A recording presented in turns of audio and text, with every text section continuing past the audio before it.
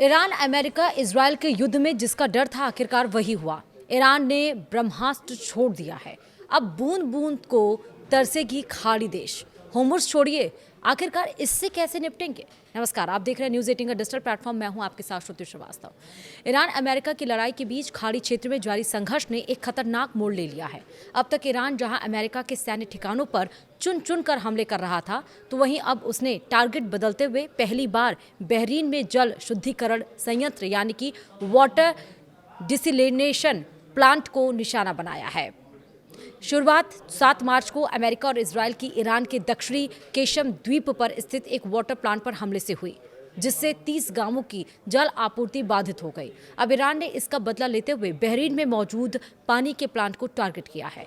Iran ने पहले Bahrain में अमेरिकी नौसेना बेस पर हमला किया और फिर एक ईरानी ड्रोन ने बहरीन के डिसैलिनेशन प्लांट को क्षतिग्रस्त कर दिया, जिसमें 3 लोगों के जख्मी होने की भी खबर है।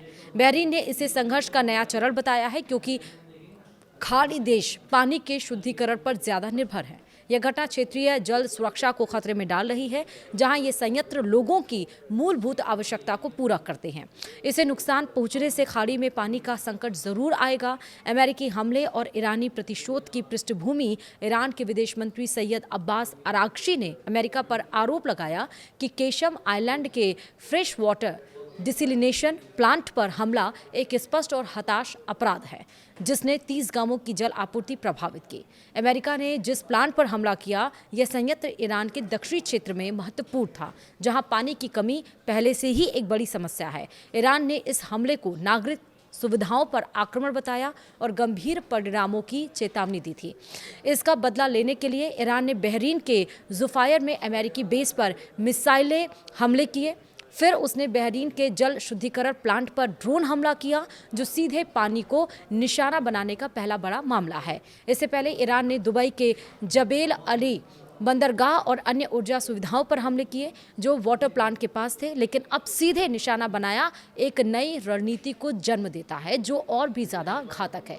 विशेषज्ञों का मानना है कि अमेरिकी हमले ने ईरान को खाड़ी देशों की जल कमजोरियों का फायदा उठाने के लिए प्रेरित किया, और अब वही हो रहा है जिसका डर था। खाड़ी सहयोग परिषद देश सऊदी अरब, यूएई, कुवैत, कतर, बहरीन और ओमान हैं, जो दुनिया के सबसे सूखे क्षेत्रों में हैं, जहां प्राकृतिक जल स्रोत सीमित है।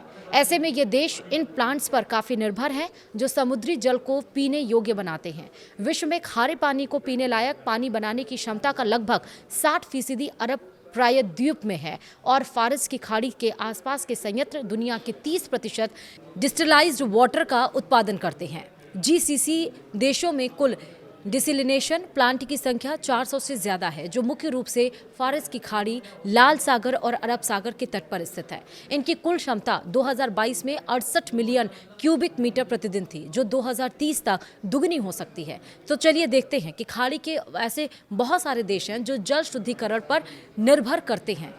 बहुत सारे आंकड़े ऐसे बताते हैं कि पानी के इन प्लांट्स के बिना ये देश जल संकट में फंस सकते हैं। फिलहाल तो ये सिर्फ एक प्लांट पर हमला है, लेकिन अगर ईरान ये हमले वाटर प्लांट्स को निशाना बनाकर जारी रखता है, तो खाड़ी देशों में जल संकट पैदा हो जाएगा। सऊदी अरब के जुबैल और रस अल खैर जैसे संयंत्र दुनिया के सबसे बड़े हैं, जो प्रतिदिन लाखों क्यूबिक मीटर जल उत्पादित करते हैं। ईरानी हमलों से संभावित नुकसान ईरान के हमलों से खाड़ी देशों को भारी क्षति हो सकती है, क्योंकि ये संयंत्र ईरानी मिसाइलों और ड्रोनों की पहुंच में है। अगर एक बड़ा संयंत्र क्षतिग्रस्त होता है, तो शहरों में कुछ दिनों में जल की कमी हो सकती है।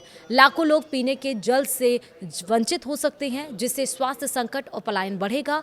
ब्राइन डिस्चार्ज और तेल रिसाव से समुद्री जीवन प्रभावित हो सकता है, जो लंबे समय तक जल उत्पादन को बाधित करेगा। एक्सपर्ट्स का कहना है कि यह संघर्ष पानी को सबसे मूल्यवान संसाधन रहा है, कहीं ना कहीं तेल से भी ज्यादा कीमती है।